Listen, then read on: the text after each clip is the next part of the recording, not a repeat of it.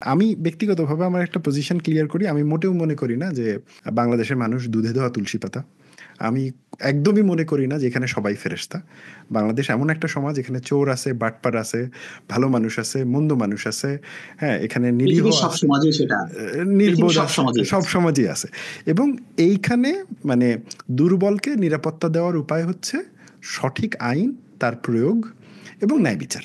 That's it. এবং এটা হচ্ছে যে অনলাইন স্পেসে, অফলাইন স্পেসে মানুষ আক্রান্ত হন এবং তাদেরকে প্রোটেকশনের জন্য আমাদের ফ্রেমওয়ার্ক দরকার। But at the same time সেই ফ্রেমওয়ার্কটা কতটুকু ব্যালেন্স করবে ফ্রিডম এবং হচ্ছে যে কন্ট্রোল, এই দুইয়ের মধ্যে, ফ্রিডম এবং রেসপন্সিবিলিটি এই দুইয়ের মধ্যে, সেটা একটা বৃহত্তর বিতর্ক। এবং এই বিতর্কটা হওয়াটা জরুরি ছিল।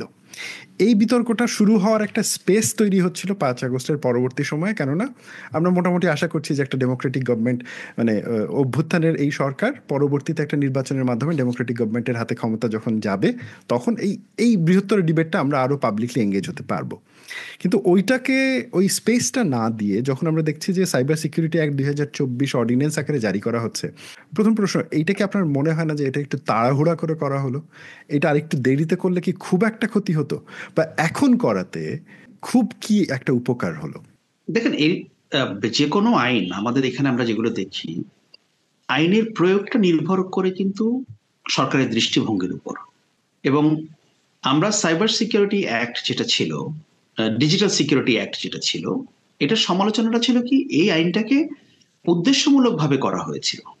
উদ্দেশ্যমূলকভাবে কি, যাতে করে সোশ্যাল মিডিয়াটাকে আপনি কন্ট্রোল করতে পারেন, যাতে করে সেখানে তৎকালীন আওয়ামী লীগ সরকারের সমালোচনা না করা হয়, সেখানে যাতে শেখ মুজিব বা শেখ হাসিনা পরিবারের সমালোচনা না করা হয়, তাই তো?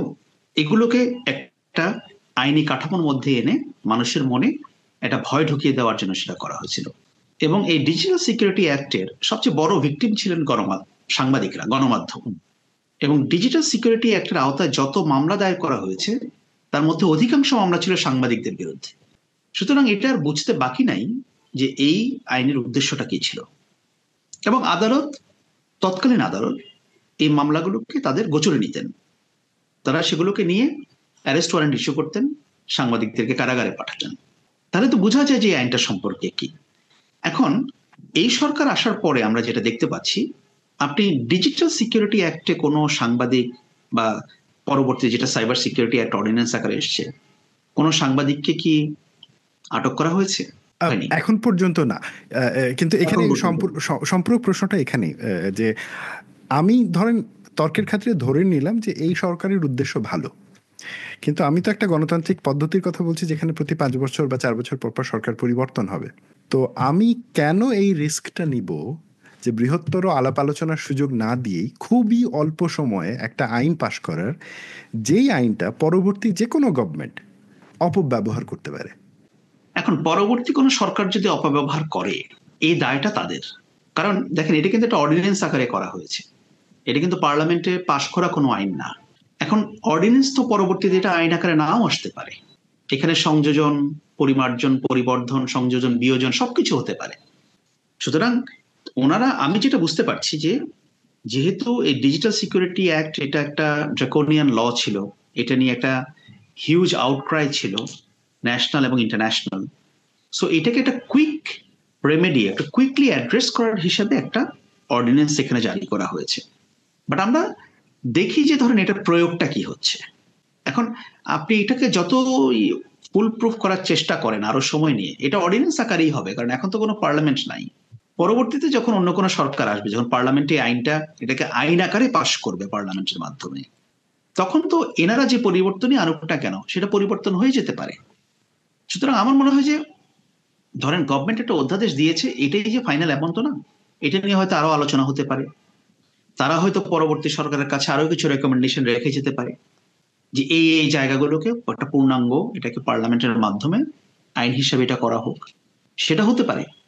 বাট এখনো পর্যন্ত আমরা যেটা দেখতে পাচ্ছি, যেহেতু এই আইনটাকে, এই আইনের মাধ্যমে কাউকে হ্যারাস করা হচ্ছে না, সুতরাং আমরা এটাকে মানে বলবো যে এটার মোটিভ যে এটা খারাপ, সেই জিনিসটা বলা যাবে না।